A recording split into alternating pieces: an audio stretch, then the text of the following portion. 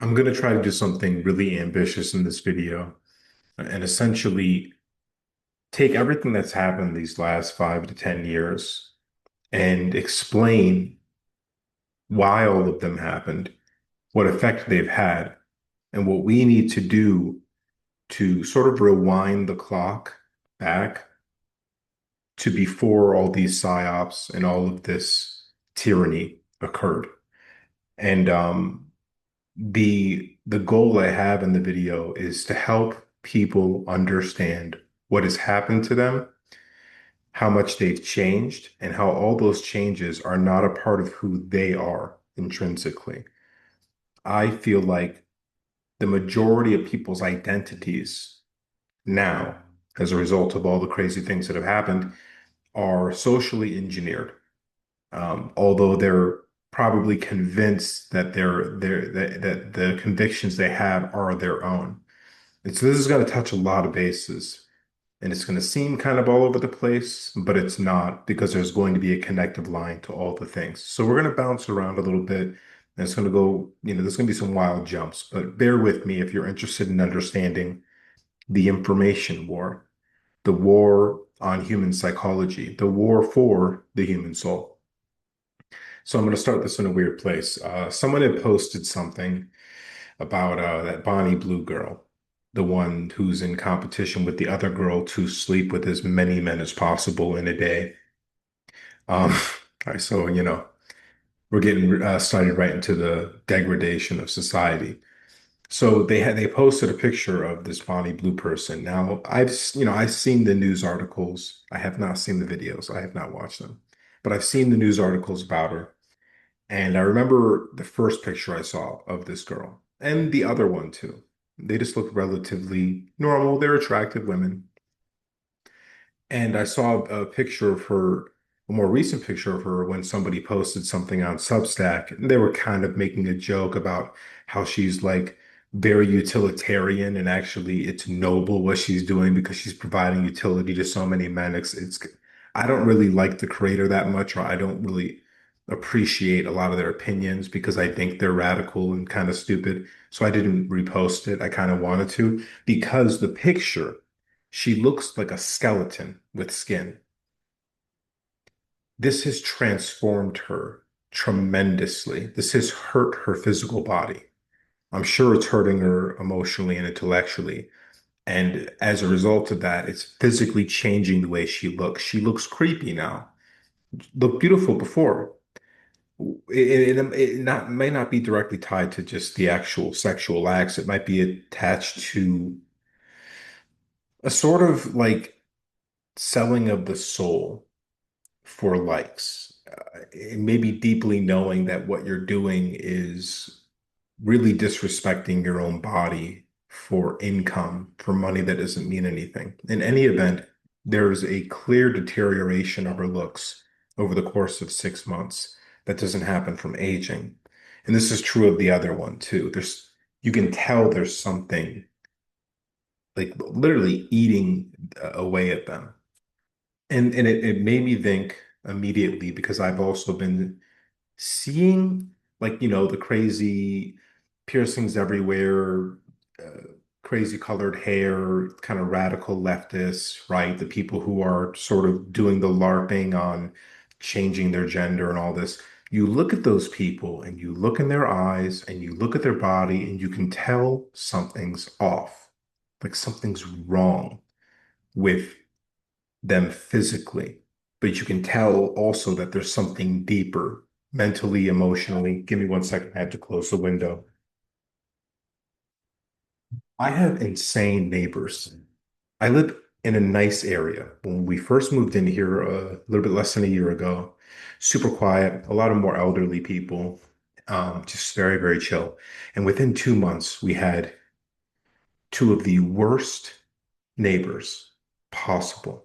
One had to be evicted and they needed to involve the police, and the other ones are like secretly the troublemakers that kind of cause the other one to get kicked out. And they're insane, like totally insane. Anyway, so There's one that just gets on the porch and just yells and screams and swears at the pets and it just talks to every single person that walks by and won't leave people alone. Anyway, it's whatever. Okay, so more and more when I see an image or a video, which I really can barely stomach it. But when it comes on the feed, you're going to see it of these people who are very radicalized, crazy, saying wild, insane shit about white identity, black identity, white supremacy, a Nazi in every bush, et cetera, et cetera. You look at these people, there is something wrong with them. And it's a visceral reaction when you're looking at them. You're like, you can tell immediately. Okay. So this is going to be like one of the primary focuses of this video. But the other primary focus is going to be what I basically the radical right or the reactionary right is kind of what I've coined it.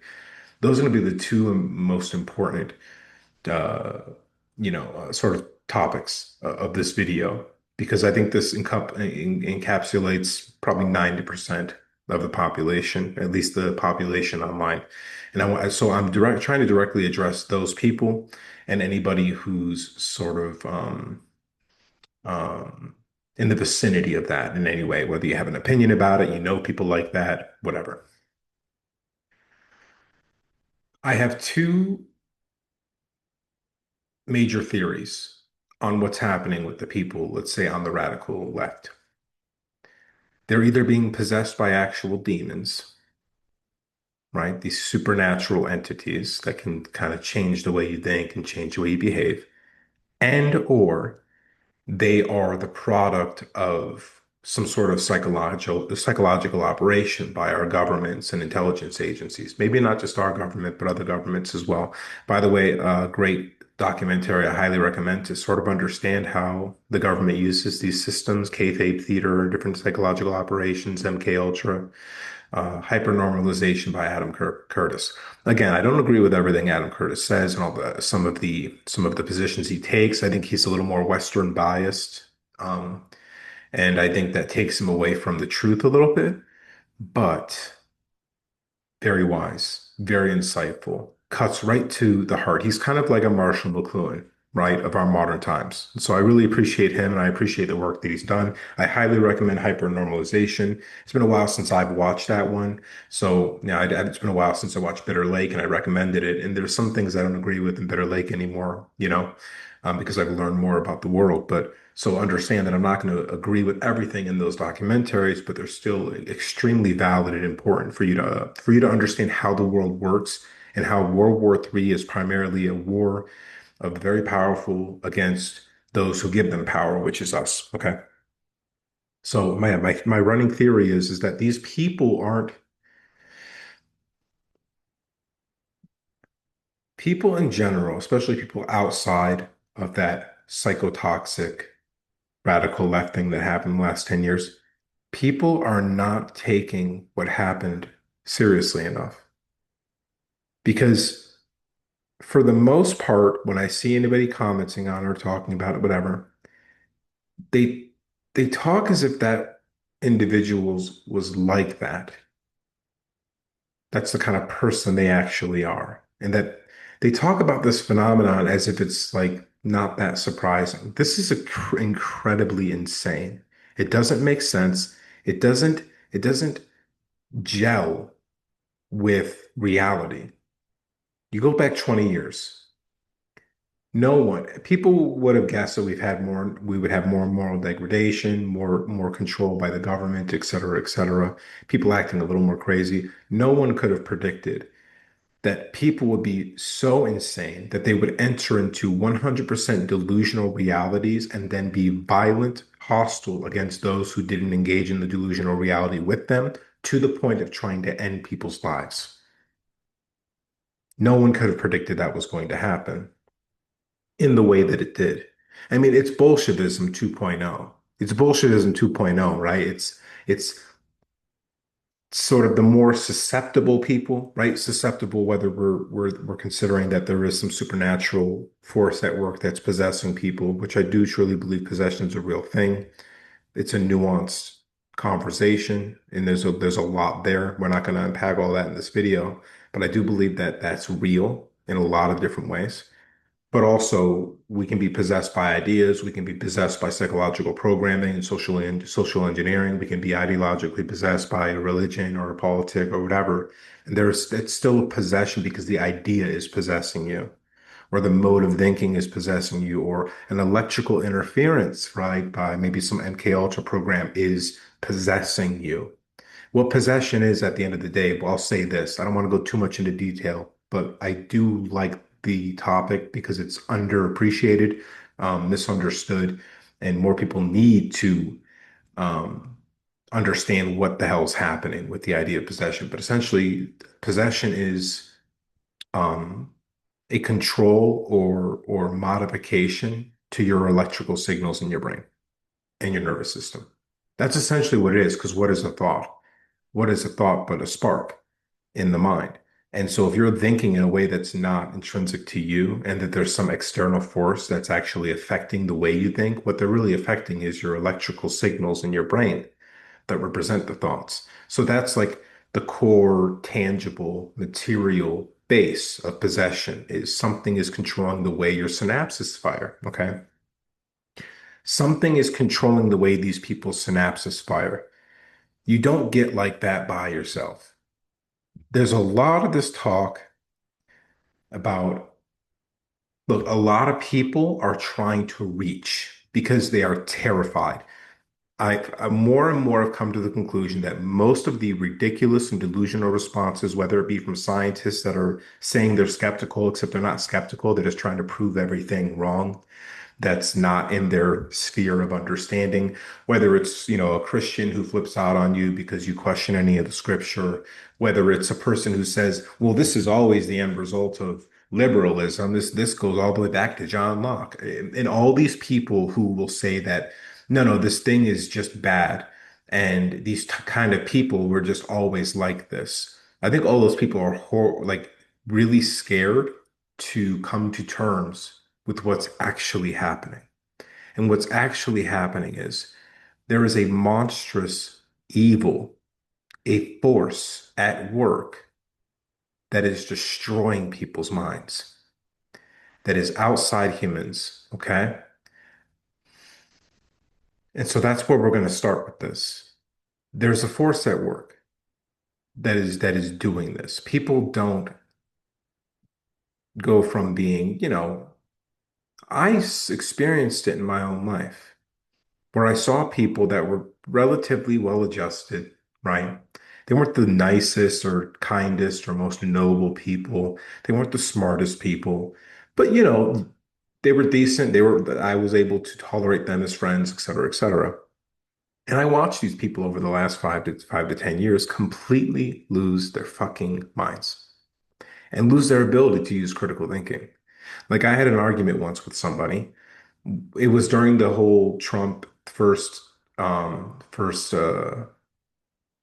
term, and everyone either hated Trump or everyone either loved Trump, and maybe there was like 5 to 10% that were just like, "What the fuck is going on?" The guy from The Apprentice. So this one person, it was a friend of mine, and he's like, "Yeah, Trump's like a tyrant," and I'm like, I didn't give a fuck one way or the other about like to love him or hate him. I was just fascinated by the phenomenon of what was happening. And so I was like, what do you mean? Because I wasn't married to either side. So when people said crazy shit, I recognized it really quickly, right? And so I was like, what do you mean a tyrant? It's like he fired the FBI director Comey. I was like, he's allowed to do that, right? Like presidents have always been allowed to do that. Like that happens sometimes. You might just want a new fresh start with a new FBI director because you don't know what the other one was up to. Or maybe you don't like the way he runs his operation you've seen for the last 4 years or 8 years, whatever. You just don't like his style. You have every right to fire him as the president. That's part of the job. And he was just continually trying to argue with me. And he needed that to be true. But it was clearly not true. And so I had, hundreds of conversations like this. I had another one where there's two people that were friends of mine who were talking all this shit about people who didn't believe in climate change. which is a very, very nuanced conversation that no one really talks about what's actually going on there, right? The climate's always changing for one. And the climate change narrative is an anti-peasant movement, right? Because no one ever talks about how billionaires and politicians have the actual power to make incredible change. And the only thing we can do is keep our tires inflated to the correct amount and not use aerosols. And there's really small things we can do, and we can do those things. But if any big change is going to happen that's actually going to positively affect the climate, that has to come from the people who make all the decisions, which aren't us. But they've tried to create a narrative. It's always been subtly suggesting there's too many people on the planet. That's what it's always been about. Okay. And there's a lot of interesting information to show that one really rich human being in Silicon Valley has 1,000 times more negative effect on the climate than some poor kid in India, right? Because India being let's say overpopulated. One kid in India has literally a 1,000 times less impact on the environment than some rich kid in like Silicon Valley or Beverly Hills. That's just the truth because of all the technologies that you have, all of the supply chain that has to be occurring for these rich folks to have these fancy things. The damage and the detriment to the environment is literally like 1,000 times more than a poor person, right? So their whole narrative is a lie, but it's purposely constructed to make us feel like we're inadequate. And now they've got people able to go into these pods and kill themselves, right? Like it's just one part of how they subtly suggested that we're worthless pieces of shit and most of us should be gone. That's another reason why a lot of people took the vaccine because deeply subconscious is embedded to them that they know what that vaccine is, that they should take it because they're worms. It's a whole thing, but that's a whole different video. Okay, so hmm, I started my fast today, so drinking all the good stuff, good nutrients in my teas. All right. So, where was I going? Climate change. Yes. So, I was having this conversation with two of my friends, and they were making fun of all the people that didn't support climate change. And I'm just like, all right, because I don't. Well, not that version that they were. You know what I mean? I know there's bad things happening to the environment that we are doing, and I know the climate is always changing, but there's a lot of different reasons it changes. Like for the fact that most people don't even consider solar weather as a part of why storms happen and earthquakes happen is insane. It's insane that they don't, that with all the data that's available, and people don't largely incorporate space weather and solar weather into the models of how the climate is affected. It completely breaks the argument of man-made climate change because you don't even incorporate that massive amount of data. Anyway, so I say at the time I was like, well, I try to carpool as much as I can. I keep my tires inflated what Obama said about keeping your tires inflated that like a bunch of people made fun of was actually really smart. It goes back to the whole left-right thing. It doesn't matter what the left says, doesn't matter what the right says, the other side's going to say it's stupid, even though a lot of times it's smart on both sides. Everyone's got good advice. Anyway, so I listed all these things that I do. So I do all these things, and I said but I don't commit to any ideology. I just do things I know are going to be better for the environment. I recycle, I separate the recycling and the trash, and I do what I can to try to, reverse the footprints, not just my own, but maybe somebody else's too, and so we can get us back on track. And then they were like, "Oh, we don't do any of that." They kind of laughed about it, which really fucking pissed me off, right? Because they're making fun of people for not joining the cult of the ideology, but they don't do anything actively in their lives to show that they actually support or care about the environment. So that's when I started realizing that evil was taking over people, right? They were just attaching themselves to something so they could degrade other people and feel superior.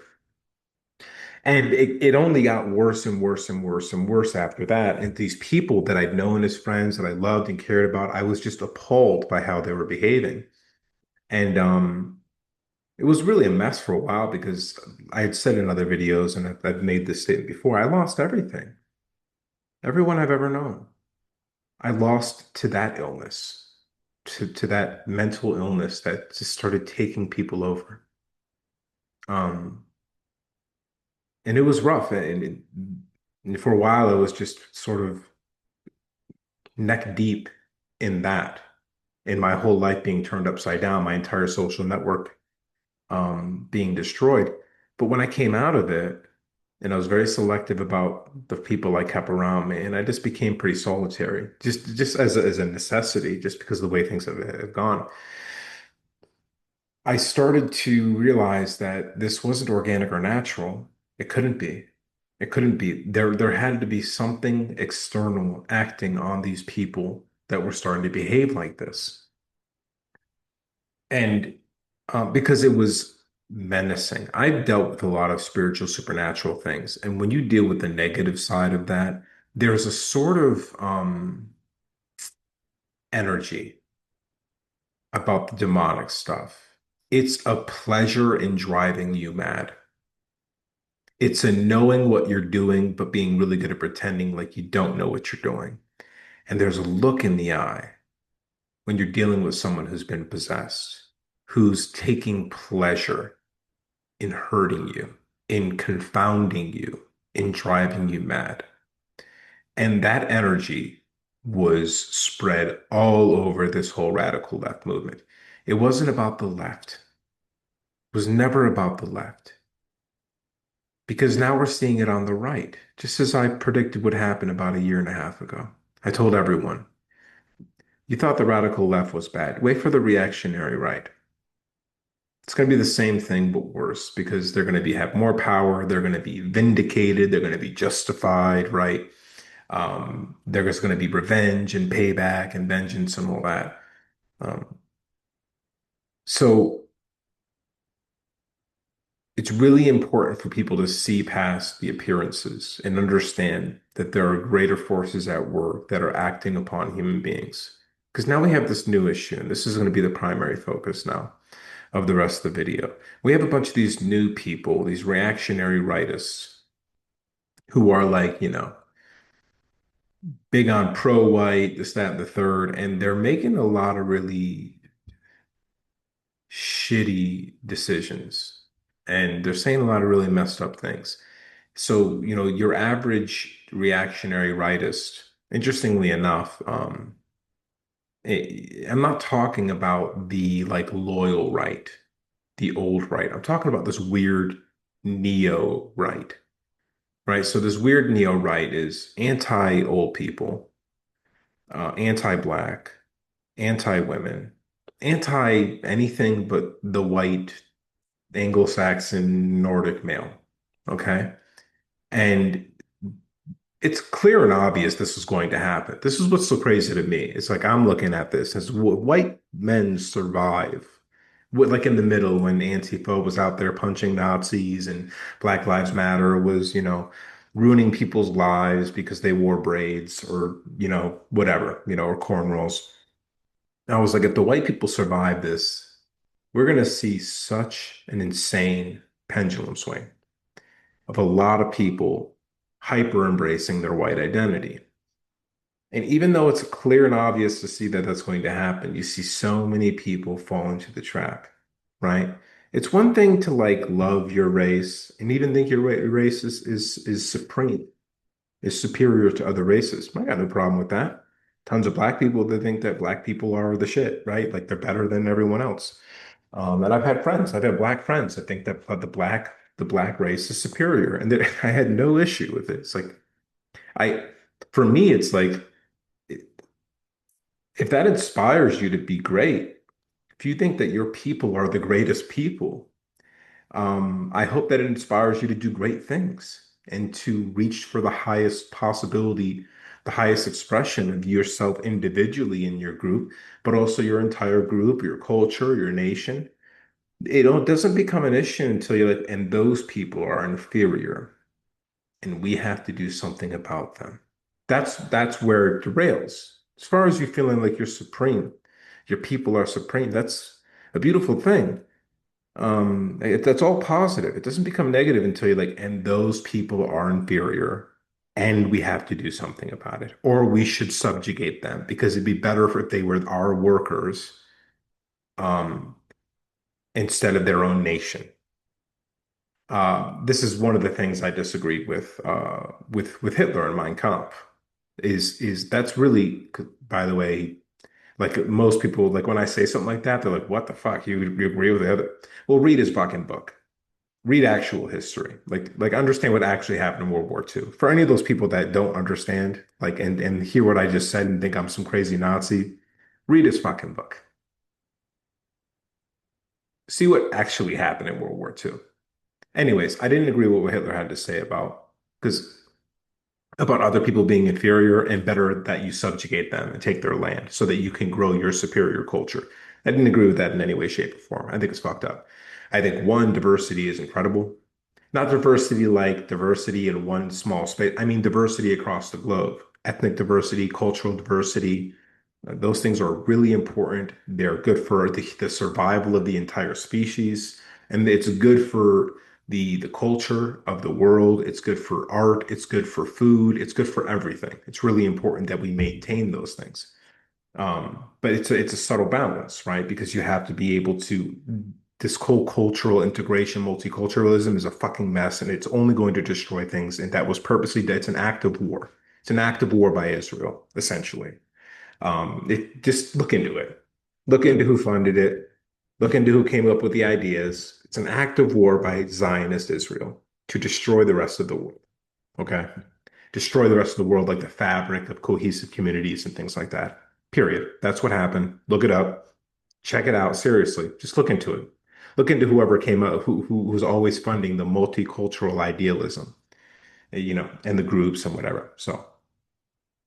Um,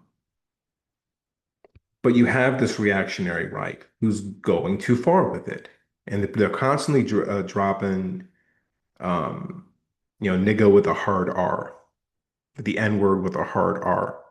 And they're talking about how can't wait till all the boomers die. And they're saying women have always been horrible, and we needed these parameters put in place to keep them in check. And it's a lot of like it's like hyper patriarchy, right? There was no patriarchy in the way that the radical left was explaining it the last 10 years. There's some really violent hyper alpha apex predator males that are in charge of everything. So in that sense, I guess you might say there's a patriarchy, but we have the list of all the names of the people who are those people.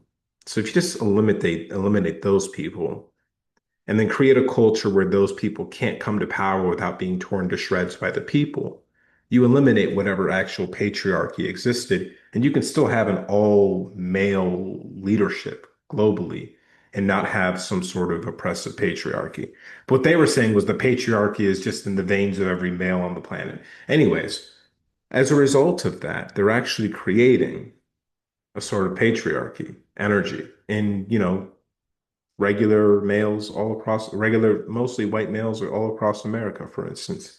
And so now we're getting to this place where, look, are those people, these reactionary rightists, going to get the same power that all these radical leftists had the last 10 years and like basically half ruin the lives of all white males, most white males in America? They stopped hiring white males. You went outside and half the time you were getting dirty looks for being white and male, right? Um, we were just kind of like cut out of the conversation. I say we, I'm like, like half white, three-quarters white or whatever, somewhere in between there. But I'm front facing, I appear white. So I was a part of that. I felt the energy of it.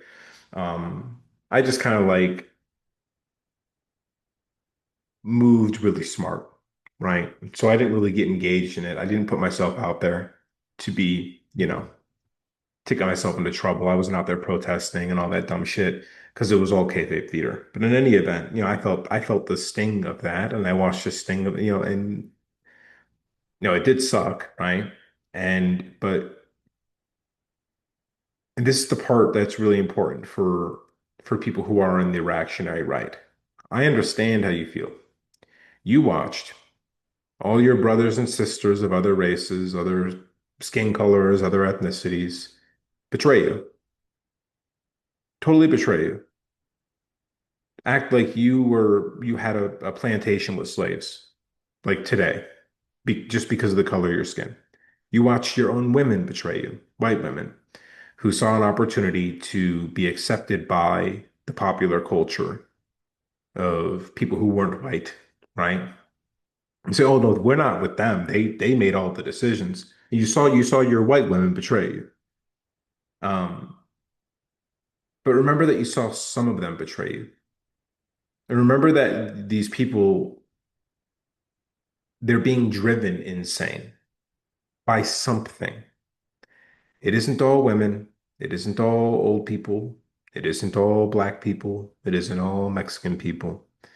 You're being now indoctrinated into a right version of what the people on the left were indoctrinated with. And I ask you to be present in your mind. I could give hundreds of my own anecdotal stories that prove that at least contest the anecdotal stories people have who, are, like I said, anti-boomer, anti-black, anti-woman. I've got hundreds of stand and my own anecdotal stories that say the opposite about black people, about women, about old people. Incredible stories, beautiful stories, where all those types of people had my back, did something beautiful for me, made a really great and noble decision in their life. Overall, we're just awesome people, compassionate, intelligent, virtuous. I've got tons of stories, tons of real stories. That's what I get into these arguments with people on Substack about this stuff. I'm not denying the reality that some of all these people in all these groups do the things that you're accusing them of. But what but the issue is that you're denying the reality that people in the Generation X and Millennial and Zoomers don't do fucked up shit too. That men don't do fucked up shit too. That white people don't do fucked up shit too. But it doesn't damn the whole group. Um, at the same time. So understand that I'm not saying, well, white people. No, no, no. I'm saying that some white people do fucked up shit too. And you as a white person aren't sitting here saying all white people do that, right? Because you heard that the last 10 years and you're sick of it. So why the fuck are you doing it to old people and black people and women? If it wasn't true for you, why would it be true for them? Right? This is where we get into the superiority, inferiority thing. It's not true. It's not true. Every race has its own superiority in it. They wouldn't exist if they weren't well adapted to their environments. And if they're well adapted to those environments, they obviously have advantages over you who don't live in their environments. But geographically, environmentally, whatever it is, socioeconomically, as those tethers start to connect, and it creates new environments that are much like they're novel environments to other places, and like all these different forces at work that create this mesh, and these local meshes that manifest the best fit version of the human being in that area. And this obviously takes the course of thousands, tens of thousands of years, but you have these magnum opuses of the manifestation of the human being based on where you go. And so, of course, they're all going to have their own incredible qualities. Like, there's another big thing about ragging on Indian people. It's so dumb, right? Because they're ragging on the caricature of like the American Indian, the American Indian from India. But they won't talk to you about all the yogis that were just like incredible, like the stuff that they could do and the wisdom that they had. They never mention them. You talk about black people, right? You're talking about a percentage of the population of black people who have been impoverished generationally for 200 years and beaten down and violated and oppressed and killed and raped. That's the product. What we're seeing with the percentage, the subpopulation of African Americans that are engaging in violence, the gangsters, whatever it is, are the products of 200 years of torture and trauma. That's why they're like that, not because they're black. Has nothing to do with the melanin content. That's why it's also insane to me. And this other thing with like, oh, the IQ of people in Africa and Arabia is like the average IQ is like 70. That's not true. It's not fucking true. There's a lot of reasons that's not true. I wrote a whole fucking book on it. It's a mini book. It's like 100 pages or something, maybe less. It's on the Substack, by the way. Um, about IQ, about the lies of IQ, the misconceptions of IQ, and what IQ actually is. It's all bullshit, okay? This whole idea of um, that standard that they use to measure IQ being applied across all of what we consider intelligence and consciousness, and then applying what is largely Cartesian Western values to other cultures that live in completely different ways, and their intelligences are expressed in completely different ways. It's completely ridiculous to try to apply a Western Cartesian model, which is not the superior model, by the way, folks. It's just a model, and it's largely flawed, and it's screwed up our mathematics and science in such a way that we are ass backwards on the cutting edge. Another conversation for another time. But all this nonsense that they're not intelligent, basically comparing, and it's not true. I have had friends from a variety of countries from Africa, fucking smart. Now you can say, well, we're talking about the average. Okay, but what if like the average, the average um connection I make is I'm always super fucking impressed. That I think they're smarter and more compassionate, more open-minded and creative in culture than most white people that I meet. What does that mean then? Well, only the smart ones make it over. Well, that's not true if your argument about the immigrant thing is true.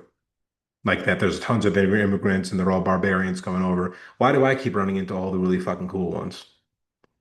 Maybe it's the space. Either way, I'm running into enough of them that it makes the argument that they're all stupid null and void. Like really smart, really like impressed. I learned so much from these people.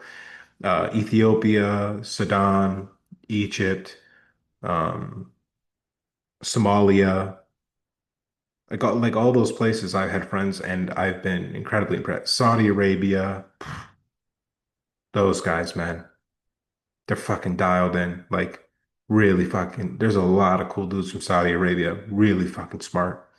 And just lots of different places, Yemen, and a few other places in the Middle East too.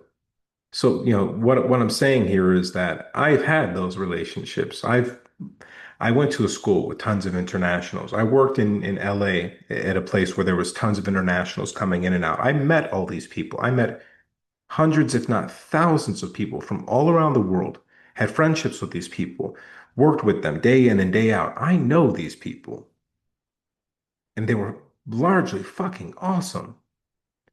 And so, but then that's the thing is that, when your world is small, you have no idea what's going on in the world. But you expand your horizons, you put yourself in situations where you visit or live in cities where they're basically international cities, or you put yourself in situations where you're in the international community or you get to meet these people, your whole worldview changes overnight. One of my friends from Saudi Arabia, when he was here, he decided to do a bike trip, like a cross-country bike trip. And he ended up going through the South at one point. He ended up in Texas, and then he stayed for a while.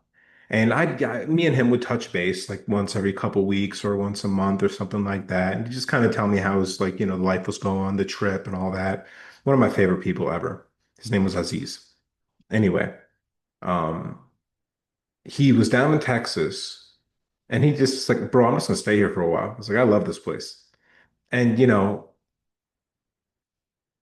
the South, right? What's your expectation in the South, right? That like maybe a person from the Middle East, he's very Middle East, like he dresses that way. He speaks that way. He adores his culture. He's going to talk about his culture, Islam, Saudi Arabia, the Middle East, the politics, whatever it is. He speaks his mind, doesn't give a shit, right? He's a respectful dude, but like he's very convicted. So it's going to be very apparent, right, that he's from the Middle East. And so he's like, bro, I don't understand what these people on the news say of these the people from the South are racist and crazy and dumb. He says, these are some of the most beautiful people I've ever met in my life. Wonderful people. Take me in, make me food. Like they're building houses. So he was helping build houses. I think it was like some kind of like Habitat for Humanity, maybe. It might have been what he was doing. But he was doing some cool shit like that. And he's like, these people like took me in right away, man. There was no like anti-Muslim, anti-Arab thing, right? So then, right, he gets the image of this. But he's the kind of guy, he's a show me guy. He wants to see what it's all about, right? That's why he was so smart. He was so smart, so cultured. He really understood like geopolitics, politics, everything, society. So, he went down there, he experienced it for himself, and he was just blown away by the propaganda. And he said, "Bro, what's going on?" I said, "Yeah." I said, "What's going on?" He says, "That's what this place has become, man. The news is just to try to separate us and destroy us and get us to hate each other." Firsthand, he experienced it. And firsthand, any of you would experience it. I'm not asking you to go to Skid Row. I'm not asking you to go to some feminist um, conference. I'm asking you to talk, just connect with people. And if they're fucking real, then connect with them more. And if they ain't real, if they're crazy, if they do stupid shit, if they're racist, if they're bigots in any way, you leave them in the dust. At some point, look, we're not going to be able to educate a lot of these people. These people have been deranged on both sides. They've been fucking deranged, man. I don't know. Outside of exorcisms, if they're demonically possessed, I don't know what to do with these people. You got to leave them out to dry. We have to start finding the other. You are not going to find the other if you keep yourself in a little ass bubble where only black people are good, only young people are good, only white men are good. You're only going to find other retards that think the same way as you. Sorry. That belief is retarded. It doesn't mean you have to cohabitate. Muhammad Ali said it great. He was like, why would I want to have any kid that didn't look like me? And there was this whole conversation about, sticking to your race and all that. And Muhammad Ali said it perfectly. It's like black people want to have black kids. White people want to have white kids. You want your kid to look like you. You want your kid to have the essence of you and your people. That's totally normal. I'm not saying I'm totally against multiculturalism and this massive diffusion melting pot thing. It doesn't work. And it destroys all of the racial lines that all have their beautiful qualities, whether you're black, whether you're white, whether you're Mexican, whatever it is. We've done enough to destroy these beautiful, cohesive ethnicities with all this bullshit that we've done. I'm not saying that. I'm saying that we should be able to be civil with each other and tolerate each other as a starting point, and then be able to appreciate each other's differences. There's music and art and culture and architecture that is just mind-blowing, and it happened everywhere. It didn't just happen in Aryan Greco. No, there was crazy cool shit happening in Maya, happening in with the Moorish Empire, happening everywhere, everywhere. Like the mathematics and chemistry out of the Middle East was like getting way ahead of everyone else at a certain point. Obviously, Japan and China were mastering governmental structure and warfare for like 1,000 or 2,000 years. There's beautiful things that were happening all over the world at different times, and different peoples were doing it. There's no barbarians. Well, there's arguably one ideological group of people who are barbarians, who are largely responsible for a lot of this, who are anti-human. And that's a big part of this. But it's an ideological thing. It's a belief. It's a delusional belief that they are superior and everyone else is inferior. You see how this always ends up being the fucking problem. That's why a genocide is being committed right now in Gaza, because one people think they're superior, not just to those people that they're murdering, but to every other person on the planet. And this is what happens. Death and suffering, mass scale, and the people doing it, even getting to the point where they're taking pleasure in doing it and dragging it on. That's the kind of evil that always arises out of a mindset of superiority that also hyper focuses on the delusional inferiority of other people, and that you as a superior body or entity needs to do something about it. It's at the heart of most humanitarian crises, the human-made humanitarian crisis. It's at the heart of most wars, and it's never been a good thing, and it never will be. We should love the diversity. The whole anti-boomer thing is another psychotic thing that you're being told.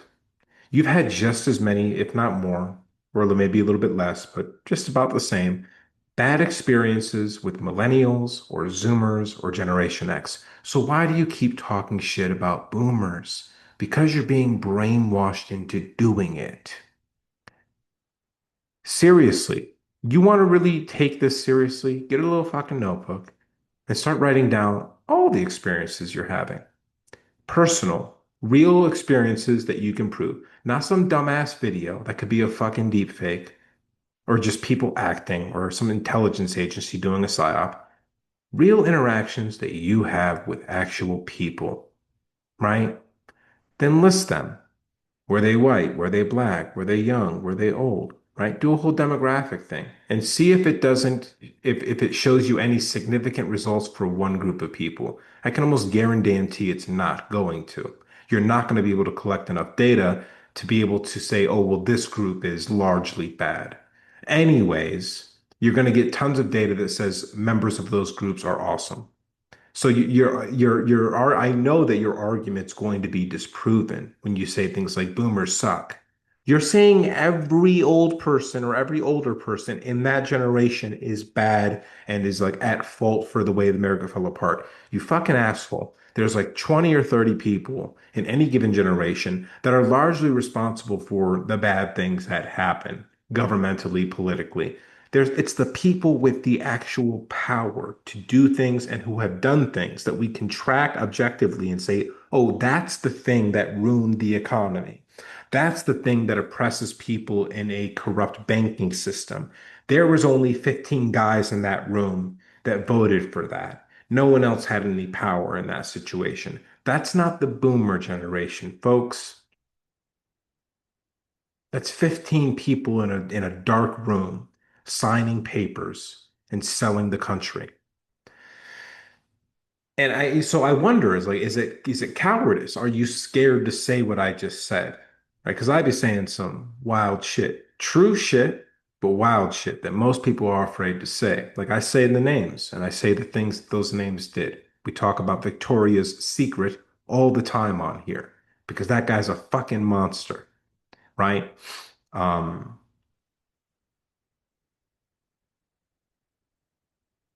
and he was the financier of the Epstein thing. No one talks about him. He still walks free. And so I'm able to name the names. And there's other people that are able to do that too. But the rest of them, it's the boomers, it's the blacks, it's the white males, it's the women. The fuck are you talking about, man? You want to know who's low IQ? You. You for thinking that way. You're low IQ. This and and when I talk like this, I'll start getting accused of being liberal because that's how radicalized you are. That I'm just talking common sense and you think I'm a radical left. Same thing, right? When I talk to somebody on the left and I'm just being reasonable, automatically I'm some radical right, they Trump supporter or whatever it is. They automatically put me in this ridiculous box when I'm just I can't stand Trump, but I can't stand Trump for real reasons, for real shit that he did. Um, yeah, so I could beat this dead horse over and over again, you know, and I think I might have to because we can't move forward until we get past this. This has been a really big issue for me with like me creating content is I can't talk about the other stuff until I get enough people to stop talking about the stupid shit. We need numbers. We need mass. We need funding. We need organization. We need cohesiveness. We need love amongst our neighbors. Or we can't do the thing that needs to be done to fix this. It's a primary issue. You don't have to hang out with your grandparents every Sunday, but stop talking shit about them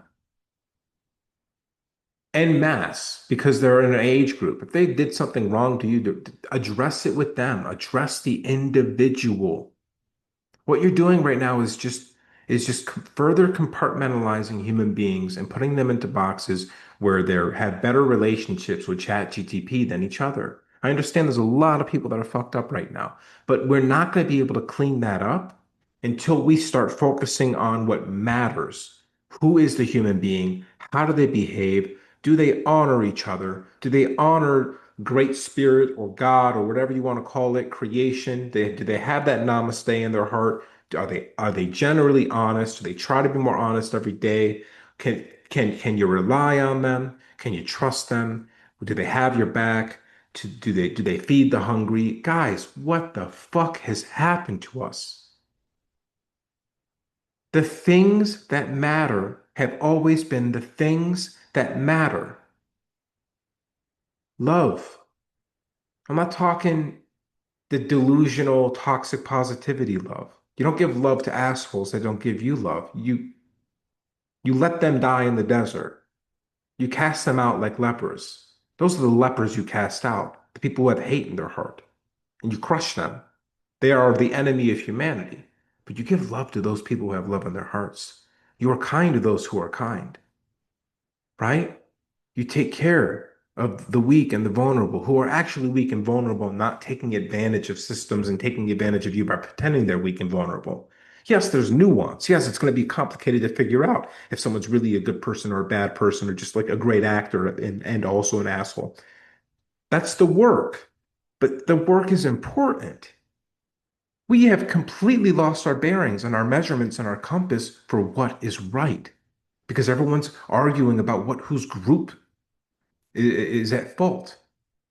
There's no group at fault besides the psychotic assholes who keep on accruing more money and more power and do nothing good with it. The psychopaths that are at the apex of power structures. Back in the day, when we were more like monkeys, the two next strongest monkeys in the pack would rip that monkey to shreds, and one of those monkeys would take over. And all the monkeys would clap. Finally got rid of the tyrant. We don't do that anymore. We haven't done that for quite some time. And so the psychopathic monkeys have made it to the top, and we're sitting here punching each other because we're so mad at them, but most people are too cowardly to point the finger or climb the ladder and tear that monkey out of his fucking crystal palace and make the world great again. Make the world beautiful again. Create a kingdom of heaven on earth. We are never going to get anywhere until we start honoring what actually matters again. I hope this made sense. I hope you're able to digest what I just said and understand how incredibly important it is. Love you guys. As always, peace, love, respect, and God bless.